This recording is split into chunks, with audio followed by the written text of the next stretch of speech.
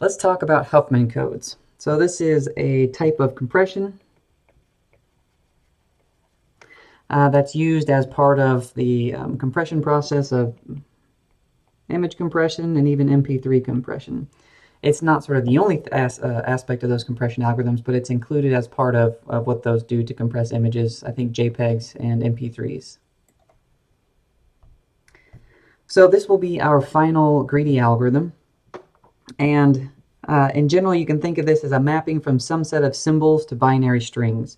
So maybe your symbols are the letters A, B, C, D, and we're mapping that into binary strings. So for example, let's say we're encoding the letters A through Z, those are the lowercase letters, 26 letters, and the symbols or the punctuation, period, question mark, exclamation point, semicolon, and colon. So that's 1, 2, 3, 4, 5. And let's say we also want the space. So that's one more. So that gives us 32 characters we want to encode. What would be one way to encode these 32 characters? Another way to ask that is, how many bits would you use to encode 32 characters?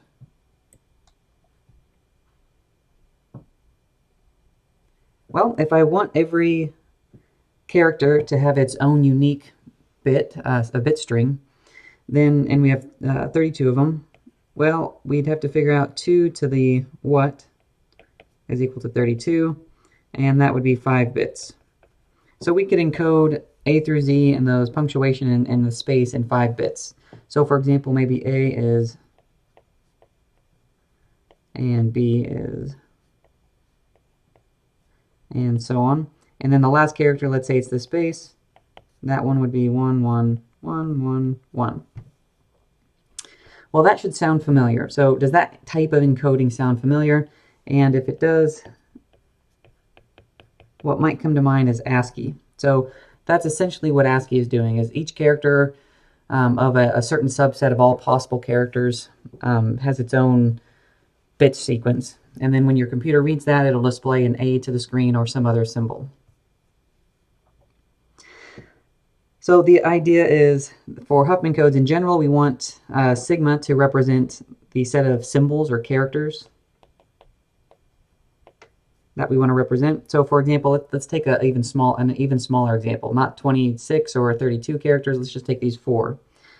Let's look at a couple of possible binary encodings. So here is one where we're using 2 bits. We are using 2 bits per character. So how many bits does it take to store 100 characters? So you can think of this as storing a text file where all you're using are A, B, C, and D, and you want to store that to your computer somewhere, and we can store A as 0, 0, B as 0, 1, and so on. So how many bits does it take to store? Well, each of these takes 2 bits, and if we want 100 of them, that's going to take us 200 bits to store such a text file, sort of excluding any sort of header information to tell you what type of text file it is. Okay, so that's called a fixed length encoding. So every single symbol used the same number of bits to encode it. So this is what we just talked about. Well, maybe we don't need to use 2 bits for every character. So for example, maybe we can use the 0 to represent A, a 0, 1 to represent B, 1, 0, and 1 to represent C and D, respectively. Well, you'll see there is a problem with this encoding that I have here. What string does, for example, 0, 0, 1 encode? So your choices here are A, B, C, D, A, A, D, and then maybe another choice here should be, I don't know, or can't be determined. To answer this question, well, we can just say, what would A, B be?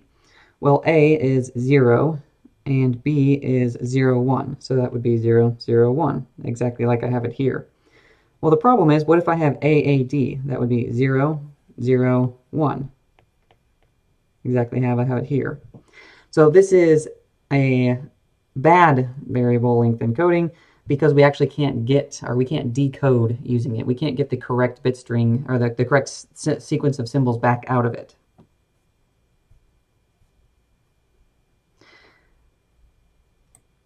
And the problem with that coding is called prefixing.